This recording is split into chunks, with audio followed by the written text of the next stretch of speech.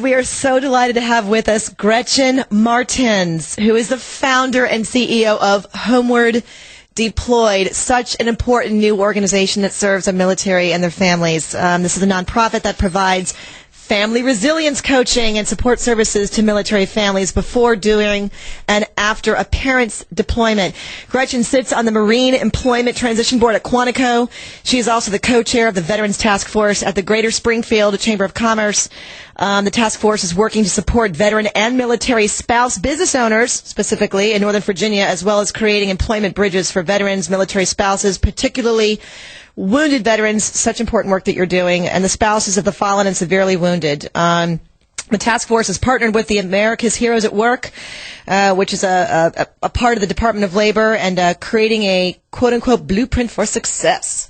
The website is homewarddeployed.org. Gretchen, welcome to the show. Thank you so much for coming in. Thank you. It's so great to be here. I met Raea, about January. 2 months ago. January. Oh, okay. We met at a 4 months BNI meeting. Woohoo. Who knew? I know. For those who don't know, BNI is the Business Networking International. It is for small business owners and other, independent consultants of various professional services. And here I was promoting one of my small business efforts. And it was interesting that, Gretchen, you showed up to promote a nonprofit group that supports the military. You're not normally the profile of person that would show up, to a BNI meeting. It's interesting, BNI, because you used to be a member, right? Is an international organization, and the revenue they generate for their small businesses, a couple of years ago, was equal to the gross national product of Romania. So it's a very effective I didn't know that. business organization. And one of the things you're assuming that I admire that I admire the Romania as an actual indicator of really healthy, robust really economy. Weird, interesting statistic, but BNI is all about building businesses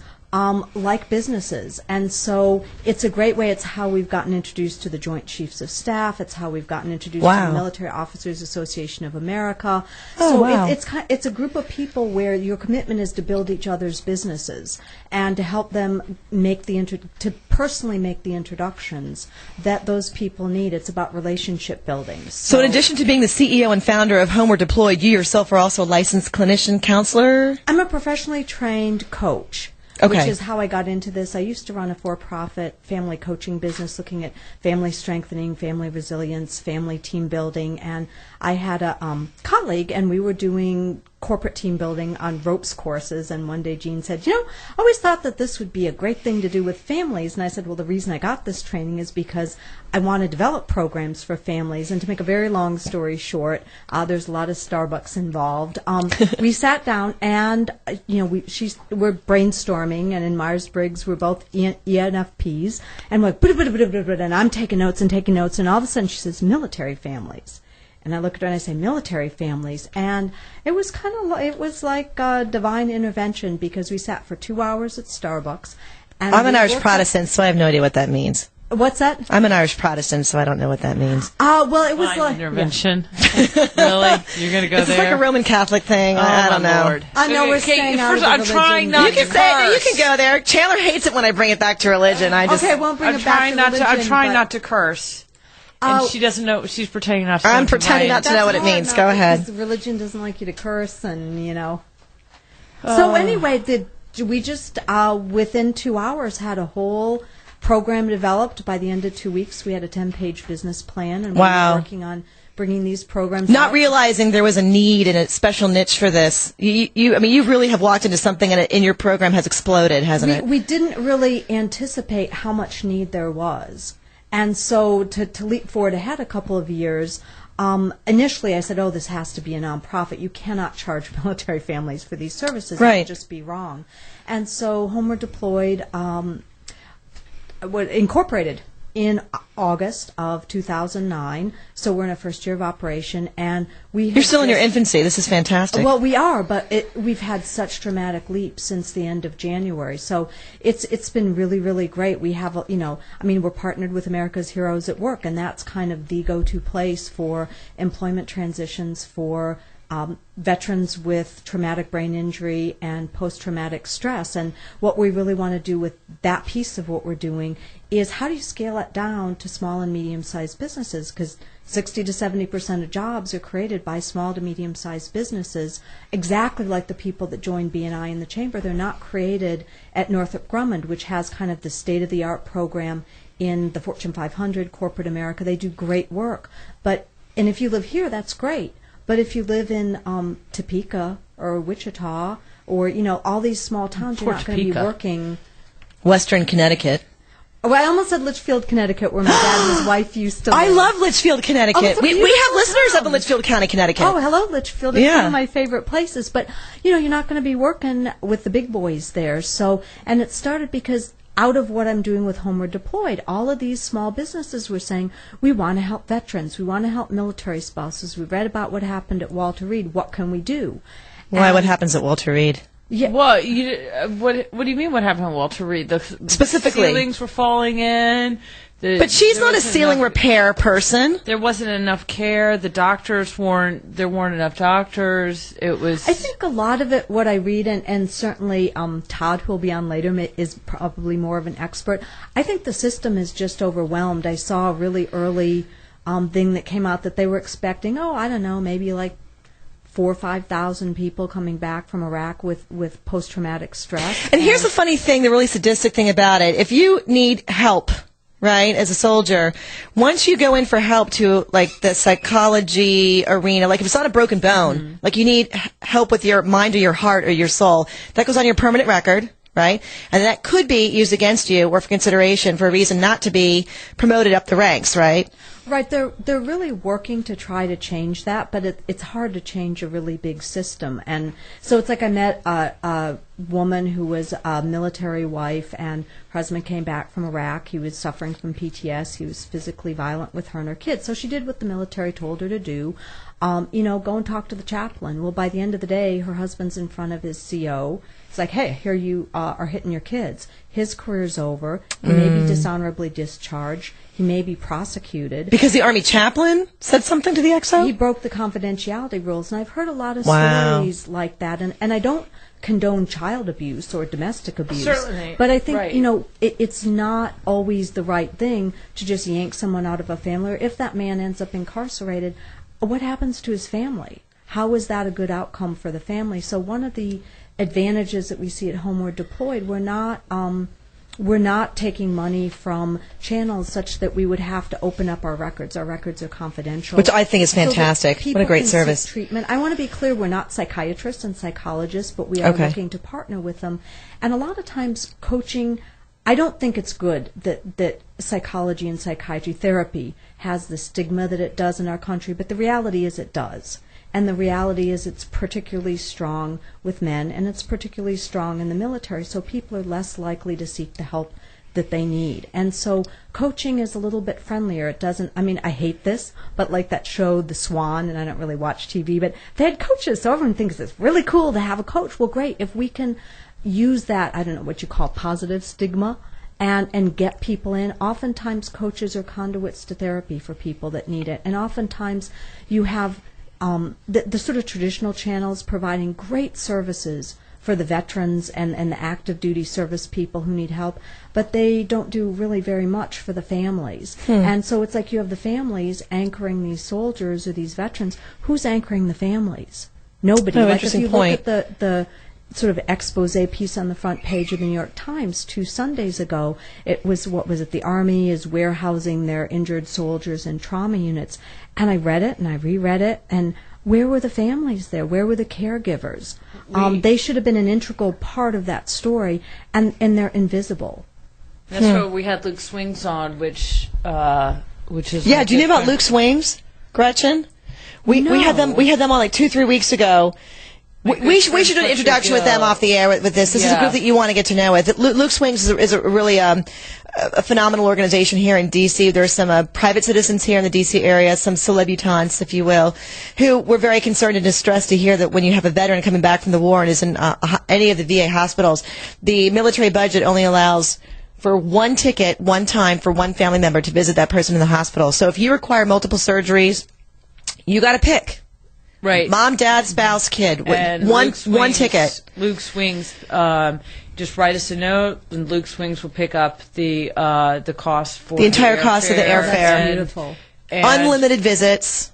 You're right. gotta And so hook we those do a guys lot of fundraisers. So, Fletch, if you're listening out there, I'm going to get in contact with you later, probably tomorrow. HomewardDeployed.org. Now, I understand, again, when any of the military families and or the soldiers themselves contact you, it is not reported back. These are direct records that are not shared with the U.S. military. And it's free coaching and counseling, right? It's free, and really, we do have to disclose that if you get yourself involved in court action, our records can be subpoenaed. We don't have the same confidentiality rules that a psychiatrist or psychologist would. But really, as long as you don't get yourself in trouble, if you're not arrested and no one is subpoenaed, then our records are confidential. And are you nationwide or just here in the nation's capital? Well, our original business plan was that we were going to start out local and go national, but what's happened is we keep getting introduced to the people with the influence, power, and money to help us fulfill our like Chandler and plan. Raea. Yeah, exactly. To be national, and we're actually partnering with the Forte Institute in North Carolina, which has a really great resilience system that they've been using in corporate America for more than 30 years. They have more than 5 million users, and it's a way of, everyone wants outcome. How do you know your outcomes work? And it's really hard with coaching or therapy to provide quantitative data. Well, now we have that quantitative piece, and so we're actually partnering and looking at a number of different things. One is a contract with the National Guard to provide services to National Guard families nationwide. So all of a sudden, things that I thought we'd be doing in a year and a half or 2 years, we're doing now, like That's scaling exciting. up to, it's fabulous, to scaling up to create a national network of coaches that would be available. And I wish my own business had that kind of a growth curve. Maybe I ought to be selling to the military. I don't know. Gretchen, that's phenomenal. You never know. But we've had really, and part of this comes too from really great conversations. We find different branches of the military to be open in different ways. So we've just had great conversations and beginning partnerships with Quantico. And one of the things we learned in talking to them is if you're... That's a huge accomplishment. That is really a huge accomplishment, Gretchen. I want to acknowledge you for that, because this is a massive, monolithic bureaucracy. And you're just coming like, hi, I'm just a concerned civilian out here in Northern Virginia that lives a few miles away. And they're taking you in and fully embracing what you have to offer. That is huge. Well, I think that there's a piece, people are understanding that there are a lot of civilians out there that want to help. And I think also recognizing that, like if you're not within an hour of a military base, your access to services is very limited. Right. But just in the United States alone, there are more than, they couldn't give me quite the right number, but it's more than 5,000 professionally trained, accredited coaches. And so that's a way to really expand services in a way so that these families are not out in Litchfield, Connecticut, trying to figure out how to caregive and work full time and make those transitions. And I think, and we also come at from a very holistic perspective that you can't. I very much admire the programs that are out there, but you have the Department of Labor focusing on employment. But if you're a veteran business owner, well, then you're over at the SBA. And if you're a veteran, you're in the VA system. And there should be some logical, warm handoffs between the military and the VA, but that doesn't happen. And then you have the whole DOD, and nobody's talking. And then you have families. Well, that's more like Health and Human Services, and nobody's talking to each other. So I think I think we've hit a nail on the head of this intersection between caregiving and employment transitions, and then the real importance of family stability for our next generation of kids. And that's, I just read, there was the op-ed piece in the Post from the people that run Mission Critical, which is looking at what's our next generation of soldiers going to look like. Well, 75% of them are going to be too fat to serve. Obese. And it's not really very funny. And these children that are growing up in very dysfunctional families, they're not going to be psychologically ready to serve. And why we should care is who's going to take over the next generation of our country, not only to be our soldiers, but our elected officials, our doctors, our lawyers. When I'm in a nursing home someday, I'm a little concerned about who's going to be taking care of me. Well, I love this. I love this whole take. I love I love that this is a different type of therapy. I love this. I congratulate you, and I want you to keep us updated on your progress. Yeah, will you please? I would love to Please. do that. Absolutely. We would love to have you back on and discuss, how everything is going. I think Can you tell us a little bit about when I first met you? This was pretty much just family resilience coaching for deployed families that were broken up and Right. split apart because of deployments. And I just want to be clear, it has since expanded. It is accelerated at such a rate now to include matching up and pairing up disabled veterans with small business job opportunities with small business owners. That's the piece that's happened through the Greater Springfield Chamber of Commerce, where we're really looking to create actual employment bridges. So Springfield, Virginia, folks. Springfield, Virginia. But looking at making that a nationally replicable model, and what we want to do by early 2011 is just to turn this over to the U.S. Chamber of Commerce so that they can distribute it to the other 3,500 plus community chambers that could have these same initiatives in their communities, because veterans are in every hometown in the United States. Military spouses are in every hometown, and I think that a lot of people want to help.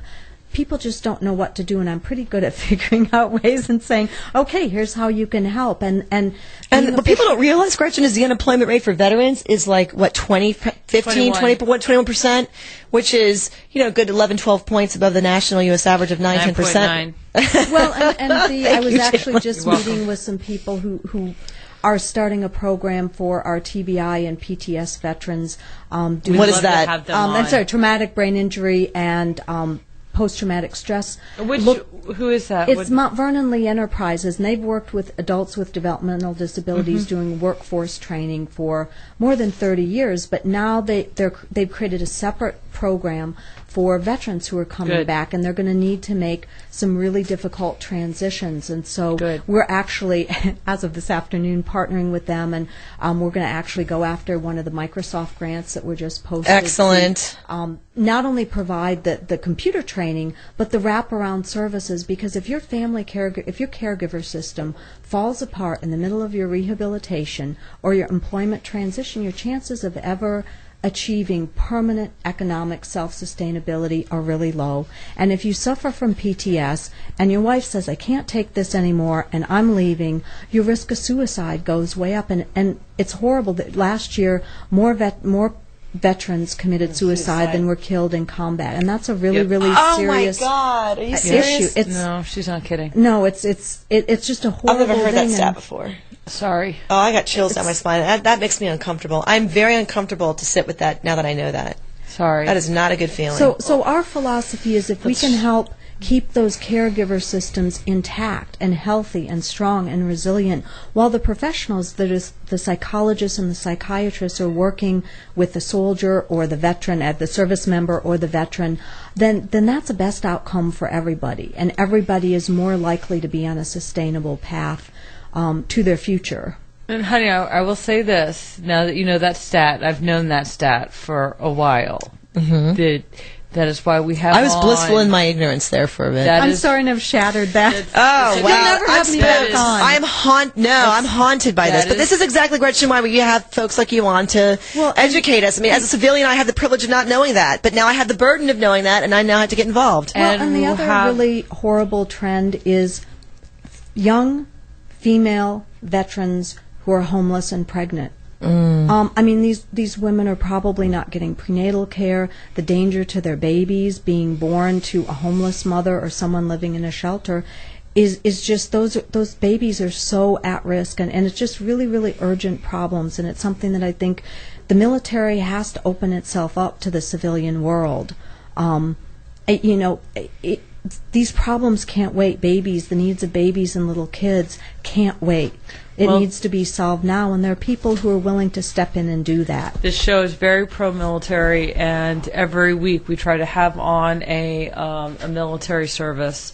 That's wonderful. So We'll have you back on, Gretchen. There's clearly a lot. I would love that. There's layers and layers here to. I mean, everything that you're I could touching, take up the rest of your time, and I know which would be time is still fascinating. waiting. But we have more.